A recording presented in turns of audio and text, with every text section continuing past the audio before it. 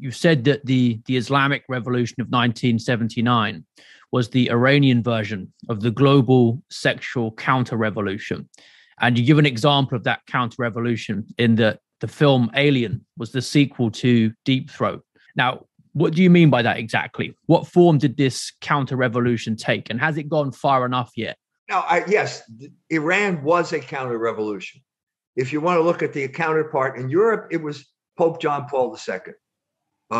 6 months after the Ayatollah arrives in Tehran, Pope John Paul II celebrates Mass in Warsaw, which leads to the fall of communism, which was materialism in the Eastern world, the Soviet world, the end of Soviet materialism, and the Ayatollah Khomeini was the end of American materialism in Tehran.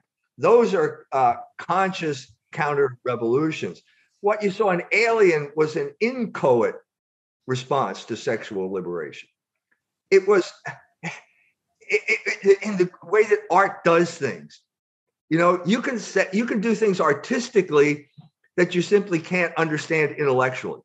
The whole history of art in Italy, for example, I just finished a book on aesthetics. The whole history of art there is basically artists saying things that the philosophers couldn't say. All of art history and criticism is based on Platonism, which is completely obsolete by the time of Giotto. But nobody could articulate it. And so that's what Alien was, okay? Everyone at the end of the 70s, everyone had bad experiences. Like, I'm going to act, finally I can act on these impulses. Well, wait a minute. I got a venereal disease. Wait a minute. She got an abortion.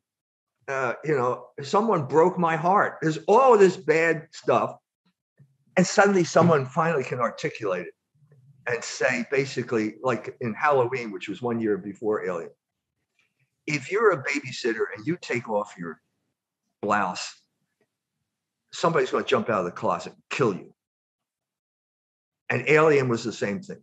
Alien is specifically a reference to Deep Throat. Deep Throat was the great porn film of 1973 celebrating oral sex. And it was lighthearted, and now Alien comes along and says, oral sex will kill you. You engage in oral sex, your stomach will explode and a monster will come out and you'll never be able to get rid of that monster. Now, it was a collaboration, Dan O'Bannon, Ridley Scott, and Hans-Rudi Giger. Hans-Rudi Giger was the Swiss guy who came up with the monster, and they ripped it off and they stole that monster. Next 20 years, it was Giger's monster. I talked to Giger. He didn't know what he was doing. He didn't understand what I just said. He just had this vision. He had a vision because his girlfriend committed suicide. I said to him, look, there are all these dead babies in all your pictures. Did you procure an abortion? He said, no, I never did that. But we decided we were never going to have children. Well, he's dead now. I can't ask him anymore. But I think his girlfriend, Lee Tobler, did have an abortion. And I think she was consumed with guilt. And I think that's why she committed suicide. And he couldn't figure it out. Because if you asked Giger if there's anything wrong with sexual liberation, he'd say, no. That's the whole culture. Of course, there's nothing wrong with it, except that I got a venereal disease, except that it broke my heart, well, wait a minute. You got these two contradictory impulses that you can't resolve any other way than through art. And this is what I covered in my book, Monsters from the Id. So it began with Mary Shelley, Frankenstein, Dracula, Alien, three monsters based on three revolutions. This is like Schopenhauer's idea that the artist is doing in concreto what the philosopher is doing in abstracto.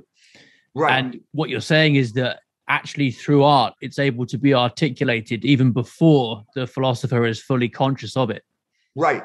That's exactly what I'm saying. And I'm saying there were periods like Italy in the beginning with Giotto, where you were actually doing something that the philosophers could not explain. Even if you go up to Jacques Maritain and Etienne Gilson, in a sense, heroes in my life, because they helped me write my dissertation, they don't get it. Their aesthetics is completely wrong. It's not Thomistic, it's Platonic. And neither of those guys understands what Aquinas actually did when he said existence is the form of essence. He completely revolutionized ontology when he did that. And these guys didn't even understand it. That shows you how powerful this Platonic paradigm is and how the artist had to ignore it. And by ignoring it, they created something that the philosophers could not explain.